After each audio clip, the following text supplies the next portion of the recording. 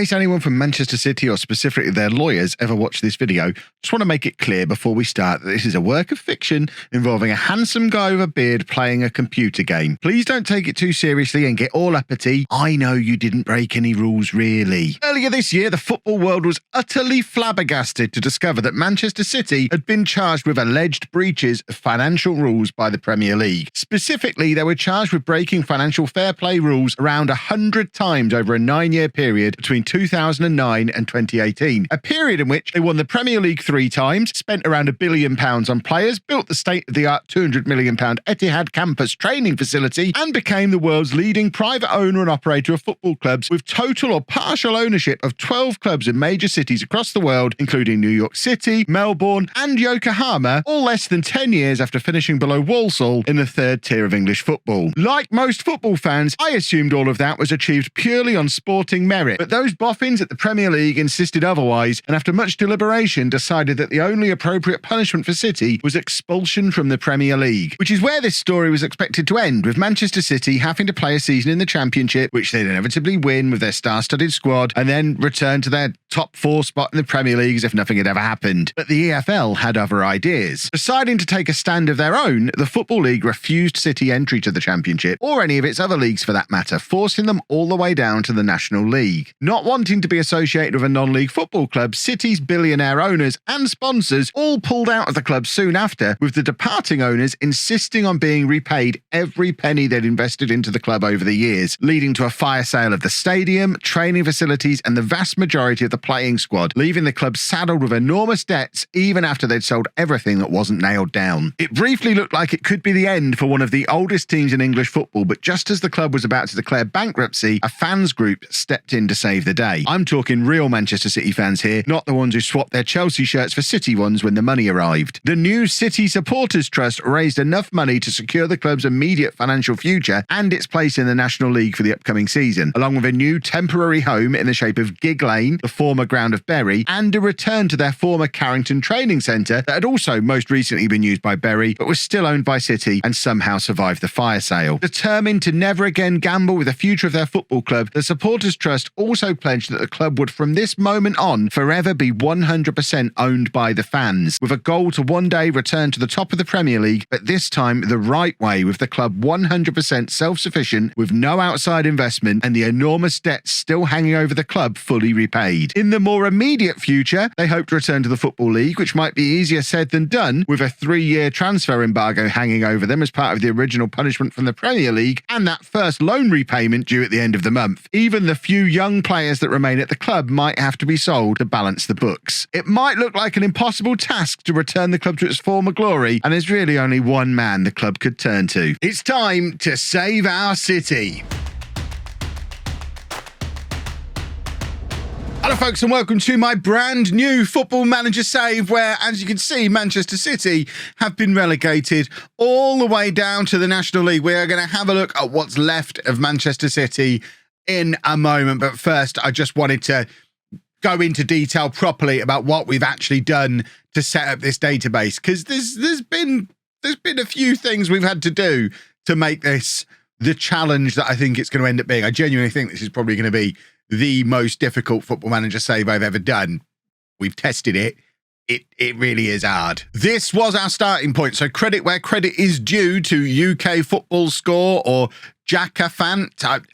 I've not spoken to this person. I just subscribed to this on the Steam Workshop, used it as the starting point. We have made a lot of changes to it, but this did the bulk of the early work, including relegating City down to the National League, removing several of the players and sponsors and other players, adding the transfer embargo in, things that I didn't know how to do in the editor because I'm not much of an editor genius. So if you want to play this version of it, I urge you to head to the Steam Workshop and just search in Manchester City FFP Sanctions and play on this database. It's a lot of fun. However, as much fun as it is, when I holidayed it 5 years into the future, all that happened is Manchester City made it back to the Premier League, easy peasy. No real long-term damage other than the fact that a lot of the players had gone, but they recovered very quickly. We had to make this so that it was much harder for them to recover. So in addition to the relegation down to the National League and the 3-year transfer embargo, which are pretty tricky in their own right, we also decided that the owners were going to pull out and take all of the facilities with them. So as you can see, we have a new structure to Manchester City. We don't have any outside ownership anymore. It is all fan owned. Robert Pittman is the chairman, but what we've actually got is a fan owned structure where there's elections every 2 years. I think the elections are, and there is no way, it is coded into the file, there is no way for another tycoon takeover to happen. So there's no financial bailout, no financial rescue. We've got to do it all on our own. And as well as taking the stadium with them, as you can see, we're going to be playing at Gig Lane, which we are renting for £500,000 a year. And we've returned to the Carrington Training Centre, which the club does still own in real life, apparently, but it's not quite up there with the Etihad campus. But in addition to all that, taking the facilities with them, the board have also taken all of the money with them, every penny that they've spent. And as you can see, we are in £1.6 billion worth of debt. We've had to do it in a few different creative ways to actually make it stick, because it's quite hard to make clubs seriously in debt in Football Manager. But this seems to work. We've tested it holidaying forward 10, 15 years. It does seem to work. So there's a number of loans that pay off over the next 5 to 10 years, which does mean the financial projection for the club is nightmarish. So even though the vast majority of the current playing squad have gone, as you can see, there's been a major clear out, chances are we're going to have to sell a lot more. All of the homegrown players at Manchester City are still here, which means Phil Foden is still around on £120,000 a week, which, I would suggest with Newcastle and Paris Saint-Germain interested, that should finance us for the first season, letting Phil Foden leave. But there's a lot of other promising young players as well. And as you can see, a lot of them are wanted by other clubs. And although our overall balance isn't disastrous at the moment, and we are theoretically within our wage budget, it's a wage budget that's far too big for the conference. And as you can see, projection-wise, it's going to be a disaster. We weren't quite able to remove all of the sponsors. I don't know if this is because they're licensed in Football Manager thing, or a hard-coded based on the size of the club thing. But one of the reasons the debts are quite as large as they are, we were originally looking for about £1 billion worth of debt, but I couldn't remove these sponsors. No matter what I did, they kept reappearing.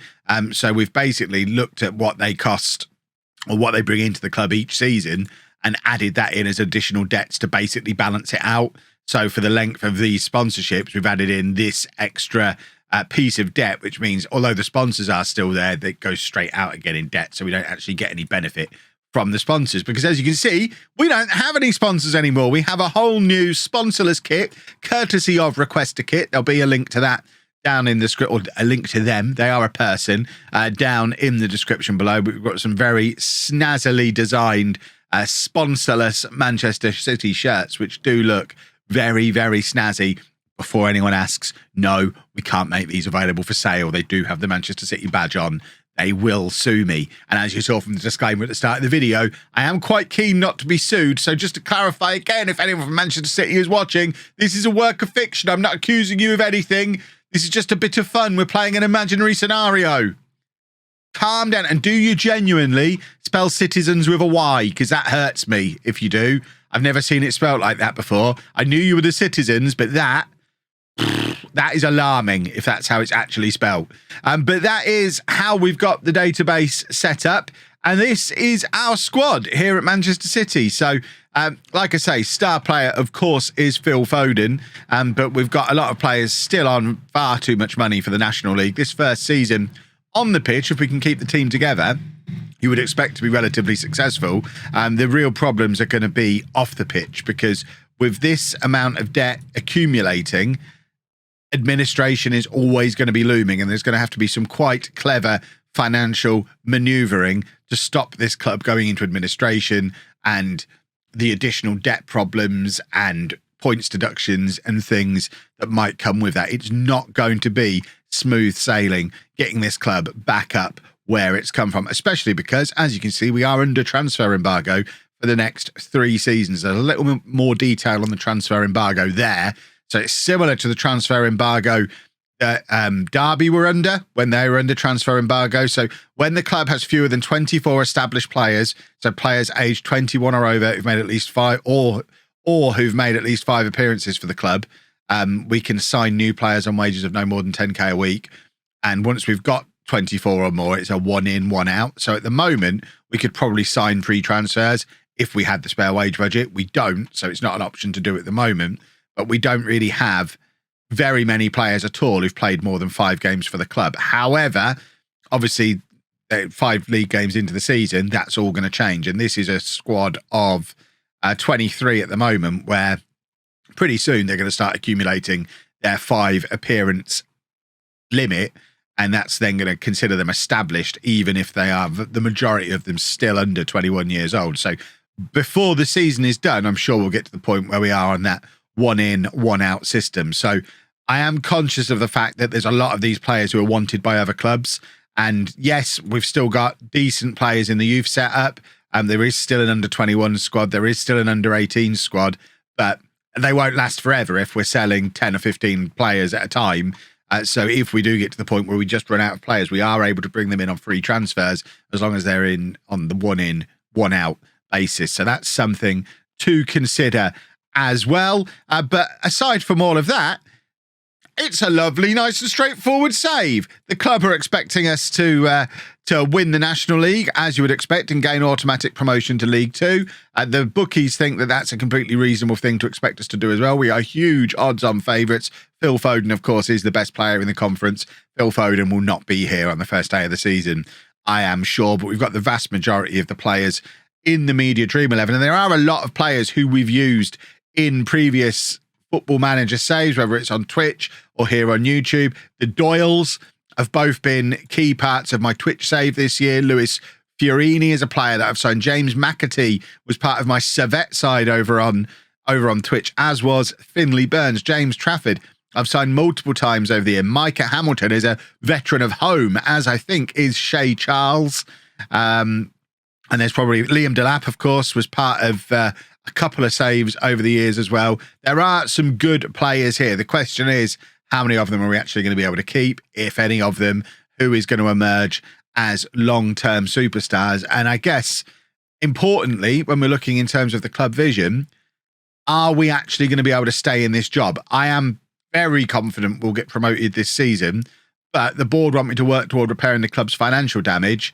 And if anything, the financial damage is just going to continue to get worse and worse and worse as debt moves from theoretical imaginary debt over here to actual real overdrawn, risking going into administration, failing FFP again kind of debt. So although we've theoretically got the transfer embargo for 3 years and then we should be in League One and clear of all these troubles, this is going to mean that that's not necessarily the case. And remember, there is no option of a bailout with a new owner coming in. The club will always be fan owned and they don't own a stadium.